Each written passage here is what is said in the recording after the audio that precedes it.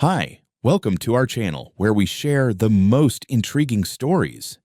Today, we are immersed in a story about deception, disobedience, and supreme justice. Imagine that you are moving into the house of your dreams, ready for a peaceful and serene life, only to find yourself in the midst of a struggle for your own property. Jacob Miller had always dreamed of owning a home where he could escape the chaos of city life, and now he had it. A charming century-old farmhouse nestled on 5 sprawling acres at the edge of town, with its weathered barn, a patchwork garden full of wildflowers, and the quiet hum of nature.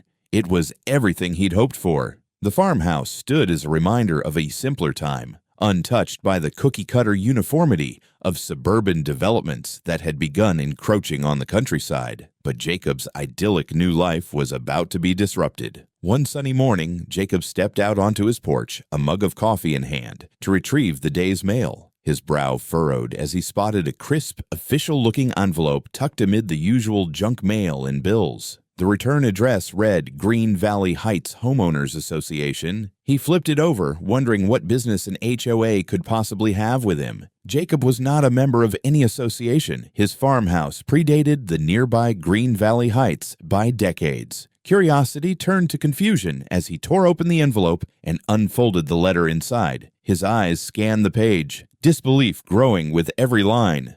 Dear Mr. Miller, it has come to our attention that your property is in violation of Green Valley Heights HOA community standards. The following issues must be addressed immediately. Your house must be repainted in light peach to maintain visual harmony within the community. Remove the sunflowers in your garden, as they do not conform to the HOA-approved floral standards. Replace your mailbox with the HOA-approved model, available for $500 through the association. Install an HOA standard fence around your property to maintain consistency with neighborhood aesthetics. Estimated cost, $15,000. Failure to comply within 30 days will result in fines of $200 per day per violation and possible legal action. Jacob's jaw dropped. He reread the letter, his confusion giving way to outrage. His farmhouse wasn't even within Green Valley Heights. The audacity of the HOA to impose their rules, and absurdly specific ones at that, on his private property was beyond comprehension. The letter was accompanied by glossy photos of his property, with arrows pointing to the supposed violations, the cheerful row of sunflowers, his weathered picket fence, and his sturdy, decades-old mailbox that he had no intention of replacing with some overpriced HOA-approved model. There was even a note about the barn in the background, suggesting it could clash with community standards and should be considered for removal. Jacob let out a sharp laugh, equal parts incredulous and furious. It wasn't just the absurdity of the demands. It was the sheer nerve of this HOA to assert authority over land they didn't own. Forcing homeowners to adhere to a pre-selected paint palette was bad enough, but dictating what plants could grow in a garden. It was as if they'd written the letter as a parody of themselves. For a few minutes, Jacob sat at his kitchen table, the letter spread out before him, as he alternated between laughter and irritation. The more he thought about it, the more absurd it all seemed. His mind raced.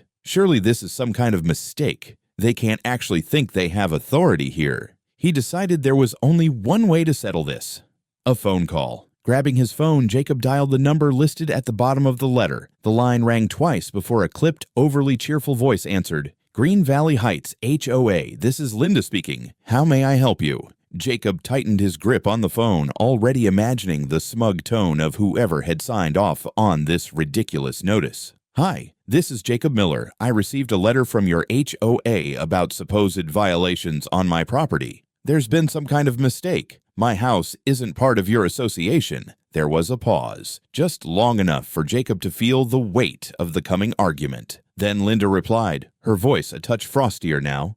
Mr. Miller, all properties within the Green Valley Heights boundaries are subject to our HOA guidelines. If you received a notice, it means your property is part of our community. Jacob let out a dry laugh. I assure you, my property isn't part of your development. My house has been here for over 100 years. Your subdivision wasn't even a blueprint when this land was built on.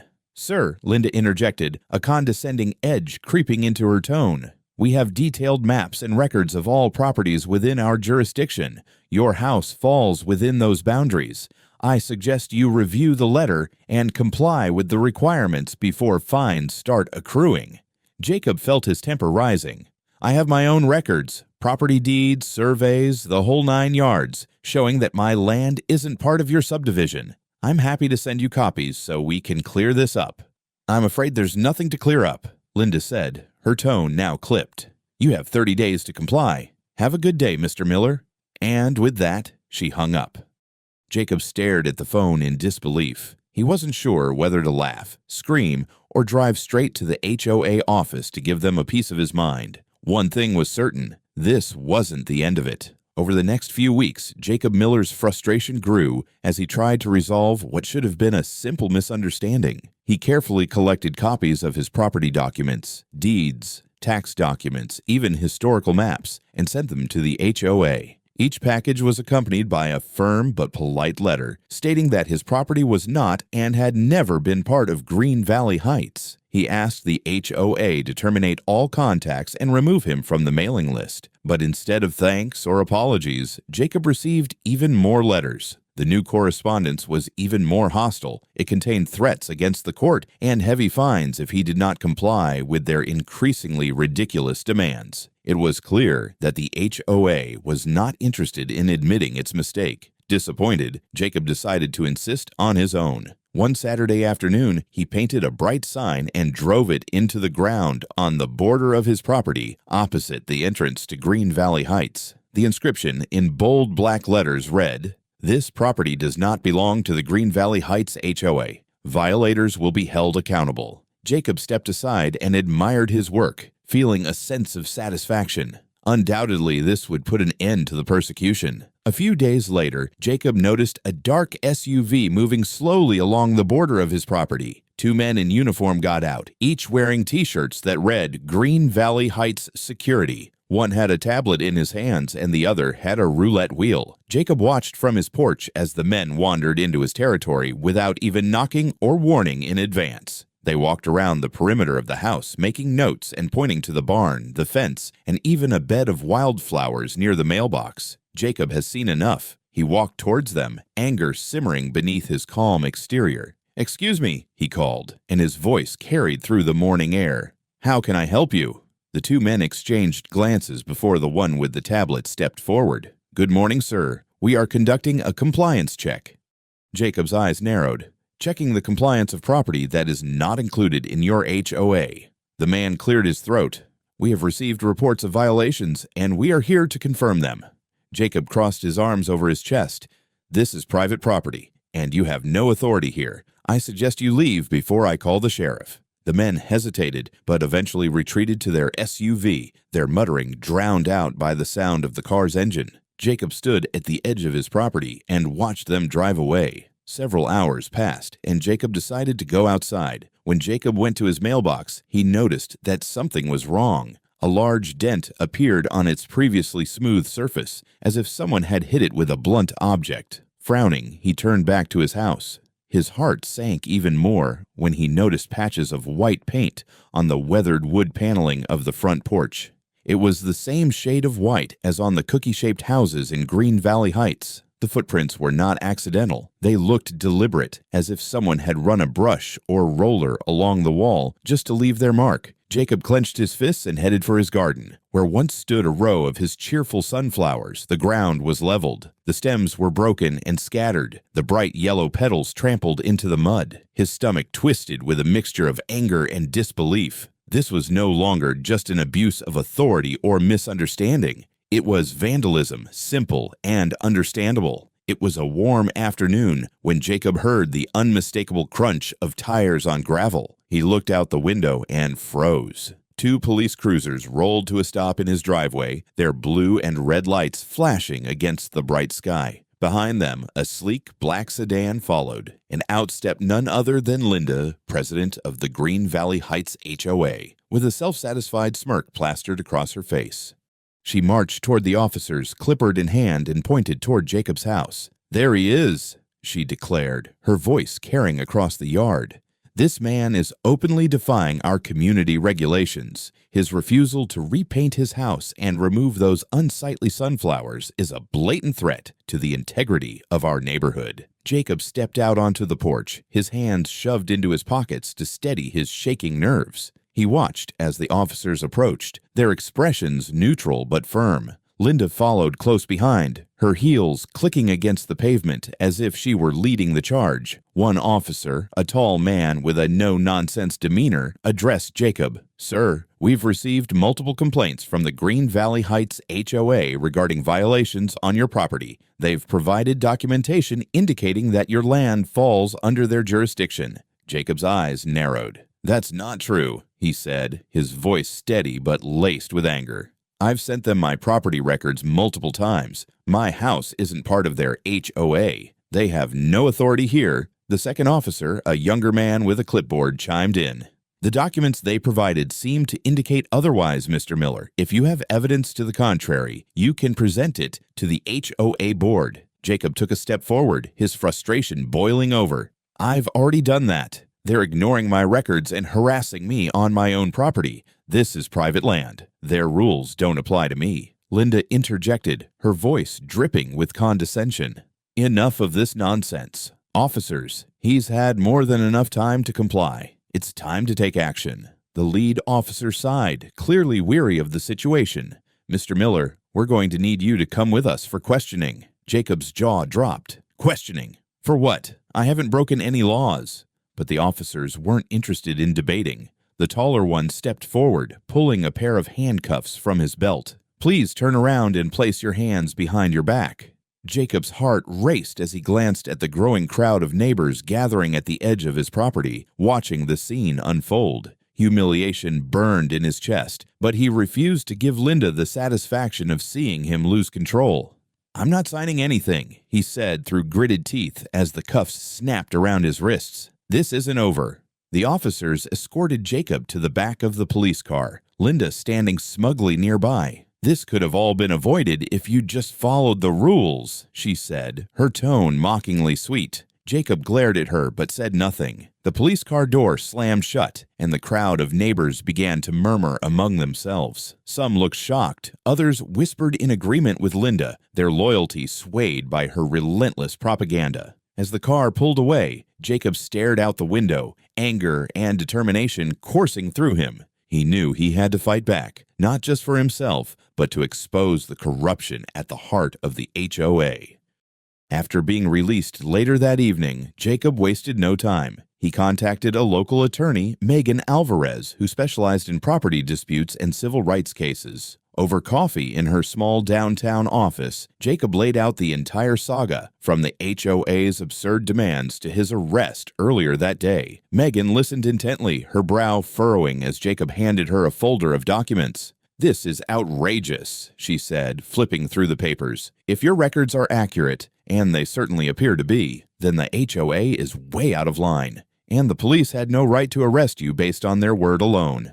"What can we do?" Jacob asked, his voice steady but tired. Megan leaned back in her chair, tapping a pen against the desk. "First, we file a formal complaint against the police department for wrongful arrest. Then we go after the HOA. If what you're saying is true, Linda and her board may have fabricated documents to justify their claims. That's fraud, plain and simple." Jacob nodded, a flicker of hope igniting in his chest. "Let's do it." Megan moved quickly. Within days, she filed a complaint against the local police department, demanding an internal review of their actions. Simultaneously, she submitted a legal request to subpoena the HOA's records, including the maps and documentation they claimed proved Jacob's property fell under their jurisdiction. The results were damning. The police investigation revealed that the officers had acted on falsified documents provided by Linda. The maps she'd submitted were poorly doctored versions of the original development plans, with Jacob's property crudely included as part of Green Valley Heights. The officers involved received formal reprimands, and the department issued a public apology to Jacob, acknowledging their failure to verify the HOA's claims before acting.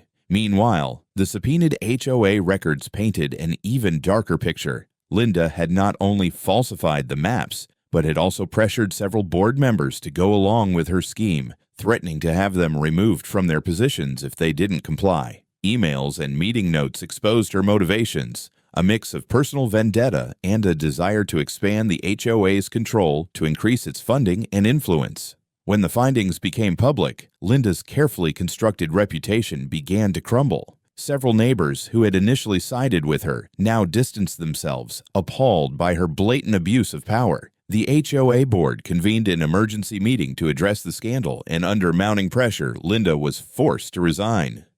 But Jacob wasn't done. With Megan's help, he filed a civil lawsuit against Linda and the HOA, seeking damages for defamation, emotional distress, and the vandalism to his property. During the court proceedings, Megan laid out the evidence with precision, painting a clear picture of Linda's misconduct. Witnesses testified to her threats and manipulations, and even former board members admitted they had been coerced into supporting her actions. The judge's ruling was swift and decisive. Linda was held personally liable for the falsified documents and ordered to pay significant damages to Jacob. The HOA was also required to issue a formal apology and implement strict oversight measures to prevent future abuses of power. The weeks following Jacob's legal victory marked a turning point, but he knew the battle wasn't entirely over. The HOA still operated under the shadow of Linda's rule, and her resignation hadn't erased the damage she had inflicted on the community. Jacob wasn't alone in this realization. One afternoon, while tending to his garden, Jacob was approached by Richard Blake, a neighbor he recognized but had never spoken to at length. Richard was a retired firefighter and longtime resident of Green Valley Heights, known for his straightforward demeanor. "Jacob," Richard began, his voice low but firm,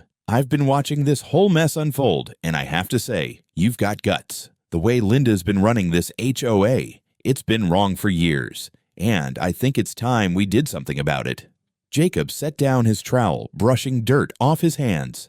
"I couldn't agree more. But where do we even start? She's been manipulating the system for so long, it feels like her power's untouchable." Richard leaned in conspiratorially. "She's not as untouchable as she thinks. I've got some dirt on her, things I've been holding on to in case I ever needed leverage. But with your legal win, now's the time to act. Together, we might be able to expose the full extent of what she's been up to." Jacob nodded, a flicker of determination reigniting. "Let's do it." Digging deep. The investigation. Over the next several weeks, Jacob and Richard worked tirelessly to uncover the truth. Richard provided access to old HOA meeting minutes, financial records, and emails he had managed to collect during his years as a member. Together, they pored over the documents late into the night, connecting dots and identifying patterns. It didn't take long to uncover the web of corruption Linda had woven. 1. Misappropriation of funds.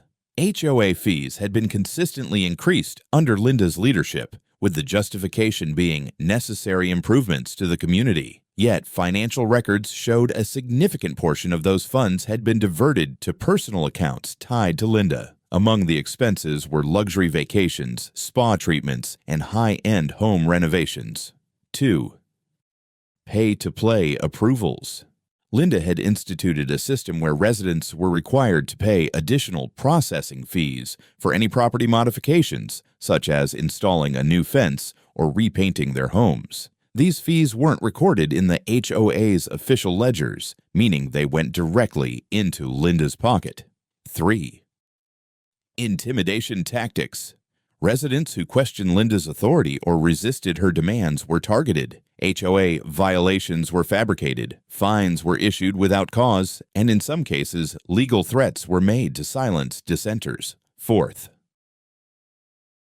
Falsified records. Just as Jacob had suspected, Linda had doctored official HOA maps and documents to expand the HOA's jurisdiction unlawfully. His property wasn't the only one falsely included. Several other homes had been roped into the HOA without consent. Richard and Jacob meticulously compiled their findings into a comprehensive report, complete with evidence and witness testimonies from residents who had suffered under Linda's reign. The day of the HOA's annual general meeting arrived, and the room was packed. Word had spread about Jacob's legal battle and Linda's questionable actions. Residents filled the community center, their expressions a mix of curiosity, frustration, and hope. Linda, seated at the head of the table, still exuded an air of confidence, as if the recent scandals were mere inconveniences. But her composure faltered when Jacob and Richard stood up and announced they had evidence to present. "Ladies and gentlemen," Richard began, his voice steady but commanding. "For years, many of us have suspected that this HOA was being run not for the benefit of the community, but for personal gain. Tonight, we're here to show you the truth." Jacob took over, laying out the evidence piece by piece. He displayed charts of misappropriated funds, emails proving Linda's intimidation tactics, and a damning spreadsheet tracking unaccounted processing fees. Gasps and murmurs rippled through the room as he spoke. Linda attempted to interrupt, claiming the evidence was fabricated, but Richard silenced her with a hard glare. "You've had your time to speak, Linda. Now it's ours." By the time they finished, the room was in an uproar. Residents demanded answers, some openly calling for Linda's resignation. She stammered through weak denials but quickly realized her position was untenable. A vote was called, and the decision was unanimous. Linda was removed from her role as HOA president, effective immediately. As she stormed out of the room, her face flushed with anger and humiliation, the crowd erupted into applause.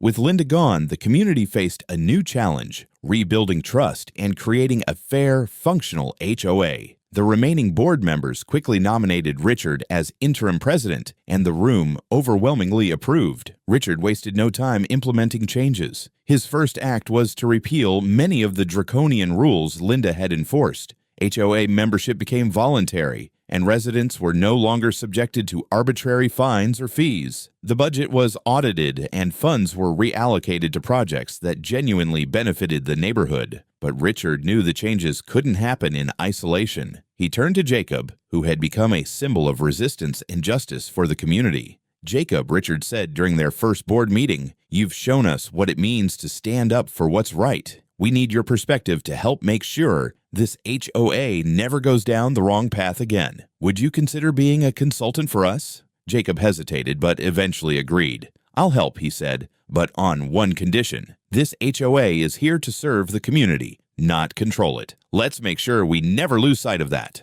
A few months later, Jacob decided to host a neighborhood barbecue on his sprawling property. The event was open to everyone, residents of Green Valley Heights and those outside the HOA's jurisdiction. The atmosphere was lively, with children playing on the lawn, neighbors mingling, and the smell of grilled burgers wafting through the air. As Jacob stood by the grill, flipping patties and chatting with Richard, he marveled at how far the community had come. What had started as a nightmare of overreach and harassment had turned into an opportunity for growth and unity. Richard raised a glass of iced tea and clinked it against Jacob's. "To standing up for what's right," he said with a grin, "and to new beginnings."